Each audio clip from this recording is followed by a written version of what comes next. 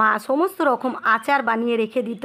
আর বিশেষ করে এই দেখো সকালবেলা আম পেড়ে ভালো করে ধুয়ে আর একটা পরিষ্কার চাদর বিছিয়ে আর তার মধ্যে আমগুলোকে 4 ফালি করে কেটে নুন হলুদ দিয়ে ভালো করে রোদে শুকনো করতে দিয়েছি। দেখো, আর আজকে রোদটা ভালোই ছিল, বেশ এক বেলাতেই কয়েক ঘন্টার মধ্যেই ভালো টেনে গেছে আমগুলো, তাই না? দেখো আমগুলো ভালো টেনে গেছে। আর বেশি শুকনো করার মিষ্টি গুড় আমের আচার করতে গেলে বেশি শুকনো করার দরকার পড়ে না, তো এই রকমই ঠিক আছে। তো আমগুলো আমি এই গামলির মধ্যে ফটাফট তুলে নিই। চলো বন্ধুরা, আজকের আমের টক ঝাল মিষ্টি আচার বানানোর রেসিপিটা তোমাদের সাথে শেয়ার করি।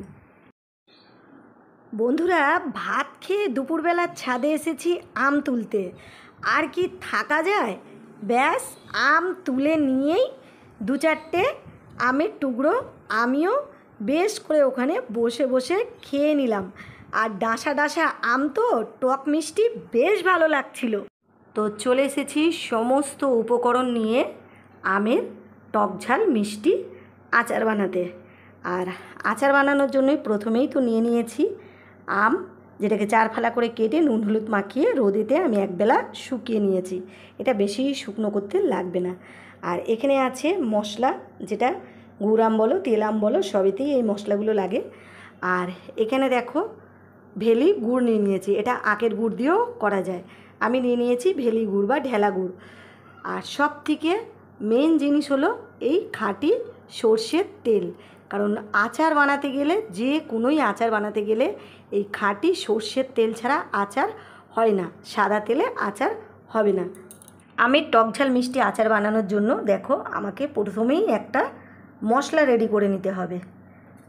দেখো এখানে আছে 4টে শুকনো লঙ্কা, আর এখানে আছে 5 ফোড়ন, যার মধ্যে আছে মেথি, কালো জিরে, মৌরি, জোয়ান, রাঁধুনি, সমস্ত মশলা দিয়েই তো 5 ফোড়ন হয়, তো এটা 5 ফোড়ন আছে। আর এখানে দেখো এইটা 2 চামচ মৌরি, আর এখানে আছে 2 চামচ গোটা জিরে, আর এখানে আছে 2 চামচ গোটা ধনে। এইগুলোকে সব আমার শুকনো খোলায় লো ফ্লেমে একদম হালকা করে ভেজে নিতে হবে। আর এখানে আমটা আছে আমার 2.5 কিলো মতন হবে। আর এখানে গুড়টা নিয়েছি আমি 1 কিলো, কারণ আমার আমটা খুব একটা বেশি টক নয়, একটু মিষ্টি ভাব এসে গেছে, কারণ শেষের দিকে পাকার সময় এটা পাড়া হয়েছে, তো ডাঁসা মতন মিষ্টি মতন এসে গেছে। যদি এটা খুব টক হতো তাহলে আমার গুড়টা আর একটু বেশি নিতে হতো। তো আমি 1 কেজি গুড় নিয়েছি, এখানে আছে 2 থেকে 2.5 কিলো মতন আম হবে। তো আমি একটা কড়াই বসিয়ে দিয়েছি, আর কড়াইটা একটু গরম হয়ে গেলে আমি একদম লো ফ্লেমে করে দেব। আর এরপরে দেখো আমি এই শুকনো লঙ্কাগুলো আগে কড়ার মধ্যে দিয়ে দেব, দিয়ে একটু নাড়াচাড়া হয়ে গেলে তারপরে ধনে, জিরে, মৌরি, 5 ফোড়ন একে একে সব কটা দিতে থাকবো আস্তে আস্তে। লঙ্কাটা ভালো করে একটু নাড়াচাড়া করে নিয়ে এবারে একে একে সমস্ত মশলাগুলো দিতে থাকবো। প্রথমে দেব ধনেটা দিয়ে একটু নাড়াচাড়া করব।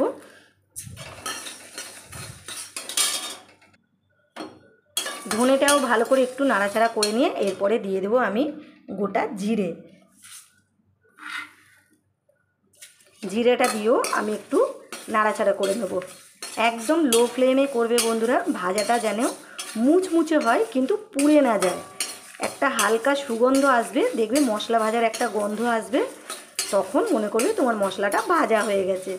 জিরে, শুকনো লঙ্কা আর ধনেটা ভাজা হয়ে যাবার পরে এরপরে আমি দিয়ে দেব এই যে 5 ফোড়ন আর মৌরি। আমি আলাদা করে মেথি দিইনি, কারণ 5 ফোড়নেতে মেথি আছে। মশলাটার দিকে খেয়াল রাখতে হবে যেন পুড়ে না যায়, পুড়ে গেলেই কিন্তু আচারটা পুরো তিতো হয়ে যাবে। একটা সুগন্ধ আসছে, মশলাটা ভালো করে ভাজা হয়ে গেল। এরপরে আমি ওটা থালাইতে নামিয়ে নেব। মশলাটা এখানে থাক, আমি একটু পরে গুঁড়িয়ে নেব। এরপরে দেখো আমি আবার কড়া বসিয়ে দিয়েছি। এরপরে আমি দেব সর্ষের তেল। কড়াইতে দিয়ে দেব এবারে খাঁটি সর্ষের তেল। যেহেতু টক মিষ্টি আচার, তো তাতে বেশি তেল লাগবে না। তো তেলটা গরম হয়ে যাওয়ার পরে আমি দিয়ে দেবো একটু পাঁচফোড়ন। পাঁচফোড়নটা ভাজা হয়ে গেলে দিয়ে দেব হলুদ।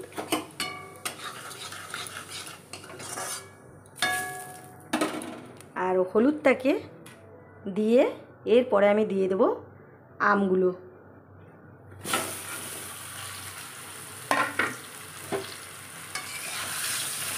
আমগুলো দিয়ে এরপরে আমি ভালো করে একটু ভাজতে থাকবো। বাকি আমগুলো দেওয়ার পরে কড়াটা দেখো একদম ভর্তি চুরচুর হয়ে গেছে। আরও একটু বড় কড়া হলে ভালো হতো। গুড়টা আমি একটু শিলেতে থেঁতে নেব।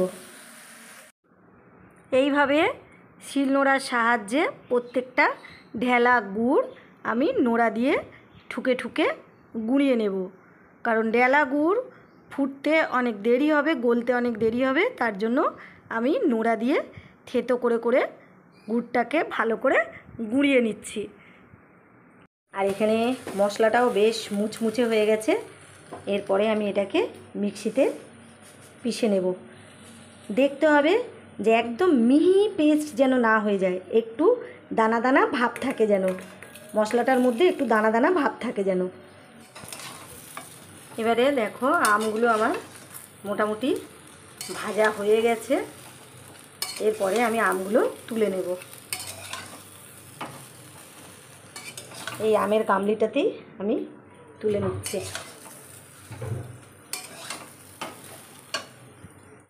তো আম ভাজার কড়াতে এবারে এই গুড়গুলো, গুঁড়ো করে রাখা গুড়গুলো এরপরে আমি সমস্তটা দিয়ে দেব। গুড়টাকে গলানোর জন্য দিয়ে দেবো একটু জল। জলটা দিয়ে ভালো করে গুড়টাকে আমি ফুটতে দেব। দেখো গুড়টা আস্তে আস্তে গলে যাবে আর ভালো করে ফুটতে দিতে হবে।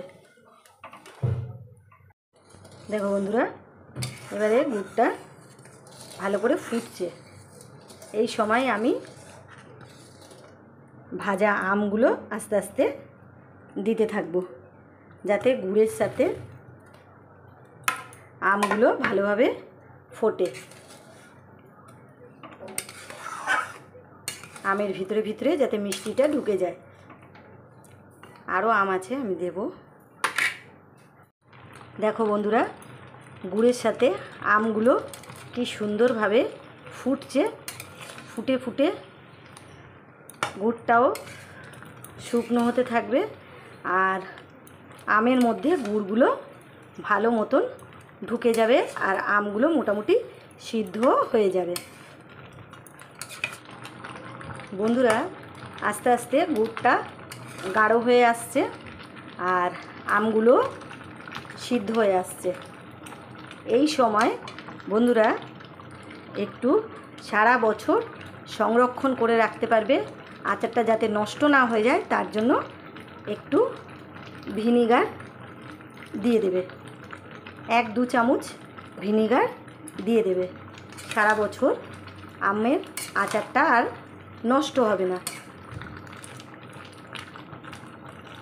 এরপরে এই যে মশলাটা অল্প অল্প করে দিতে থাকবো, যাতে মশলাটা সারা আমের মধ্যে ঢুকে যায়। আর বাকি মশলাটা আবার পরে দেব। তো এইভাবে আস্তে আস্তে নাড়তে থাকবো। আর মশলাটা দেওয়ার পরেই কি সুন্দর একটা সুগন্ধ বার হয়েছে। আর বন্ধুরা, দেখতেও দেখো কত সুন্দর দেখতে লাগছে না? দেখেই খাবার ইচ্ছা করবে। অনেকে বাড়িতে যদি ছোট বাচ্চারা থাকে, যদি আচার খেতে ভালোবাসে, তাহলে লঙ্কাটা নাও দিতে পারো। লঙ্কা ছাড়া যে মশলাগুলো সেগুলো দিলেও চলবে। আমি করছি টক ঝাল মিষ্টির আমের আচার, তার জন্য আমি লঙ্কাটা দিয়েছি। দেখো বন্ধুরা, গুড়টা একদম গাঢ় হয়ে আমের সাথে মাখো চোখো হয়ে গেছে। কত সুন্দর দেখতে লাগছে খালি দেখো। এরপরে আমি দিয়ে দেব বাকি মশলাটা। দিয়ে দেব। মশলাটা দিয়ে এরপরে ভালো করে নাড়াচাড়া করে গ্যাসটা নিভিয়ে আর চাপা দিয়ে দেব মশলার সুগন্ধটা যাতে আচারের মধ্যে পুরো মিশে যায়।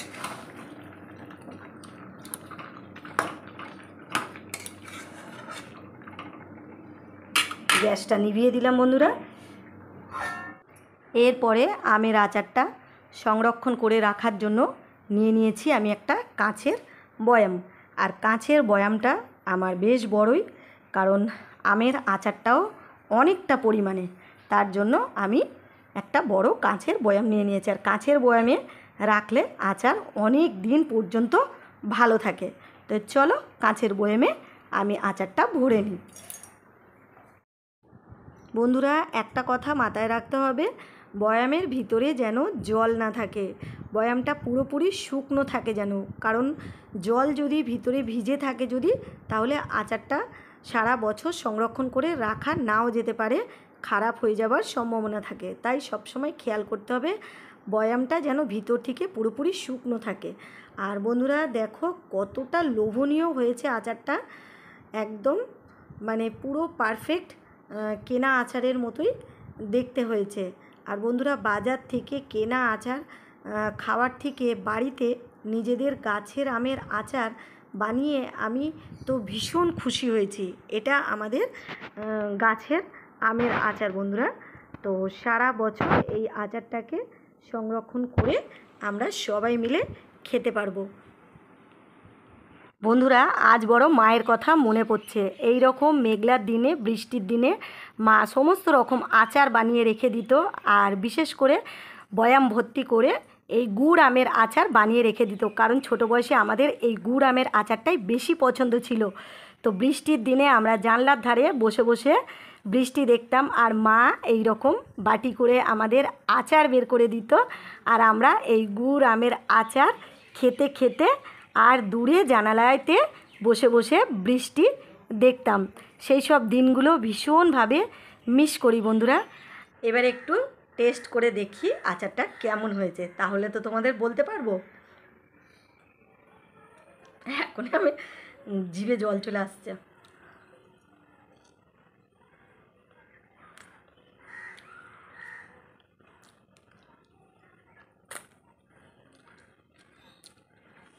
বন্ধুরা, মানে টক মিষ্টি আর ঝালের ব্যালেন্সটা পুরোপুরি একদম পারফেক্ট।